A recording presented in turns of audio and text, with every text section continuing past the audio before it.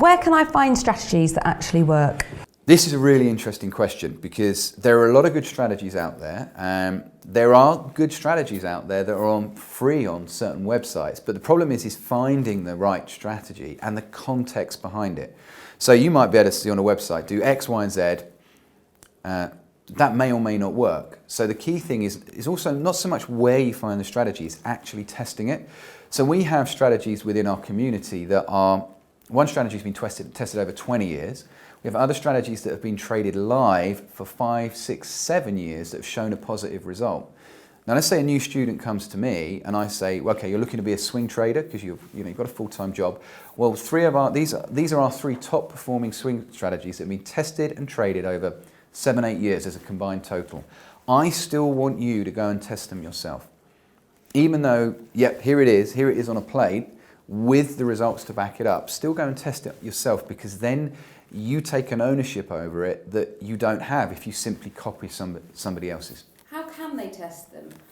So we teach a specific process, we call it back testing. So very simply what you're doing is you're accumulating a set of data of previous tests, previous setups that have happened in the past.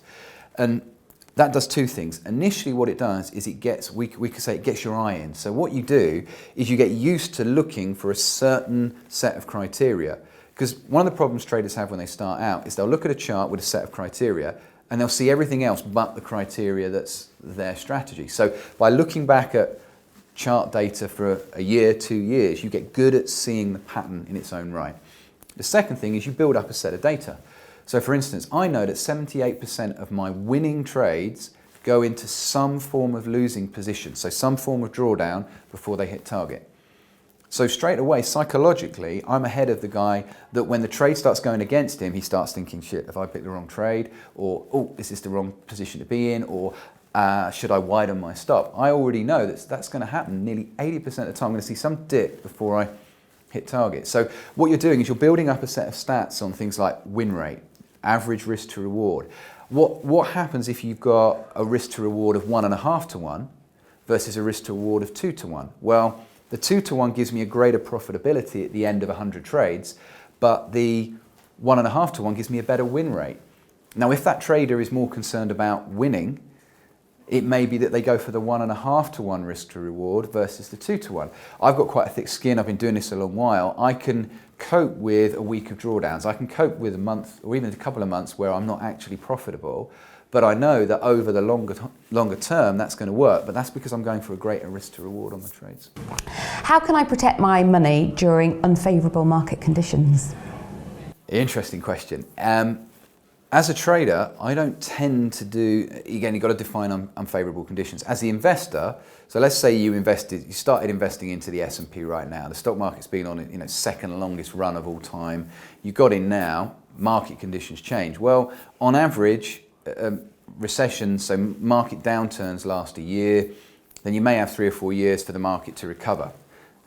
You don't know that will definitely happen. So in that scenario as an investor, a lot of time you just got to sit it out. As the trader, I don't really do anything inherently different, whether from an economic perspective, we're in the good times, the economy's growing and everything's great, stock market's going up, or we're in a recession, because I trade both long and short. And in fact, when there is a recession, quite often there's a little bit more volatility. Quite often money will come out of stocks and shares and will be moved back into currencies. Interest rates can go up, which means people put their money into specific currency pairs. So actually you see a greater volume in the currency market, which means I can actually potentially make more money. So as a trader, I don't really do a lot different.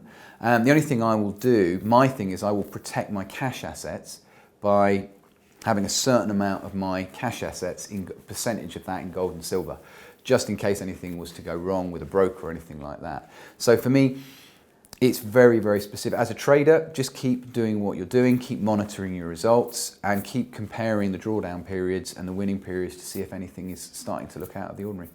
Where can I find more trading ideas? I think you're seeing a lot of trading forums. There are a lot of online trading forums.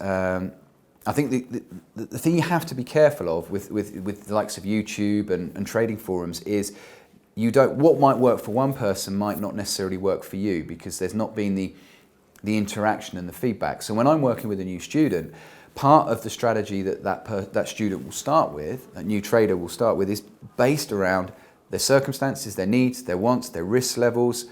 And sometimes I'll get that wrong because they'll say they've got an appetite for risk, and when they actually get going, their appetite for risk is less. So that can change. So communities that have a track record behind them are communities that have what I call a feedback loop. So I will do my own feedback at the end of the week. I'll look at my own trades and see whether or not I've done everything right, see if there's anything I could have done better. But having a feedback loop, having a mentor or coach, somebody that can actually say and ask you the right questions, is, I think, an important part of finding or owning a strategy, rather than just simply going and saying, well, this strategy works, I'll trade it. But I work with students that have got their own strategy that they've brought in, but I'm not working with them necessarily on the strategy, I'm working with them on their mindset or their trade management.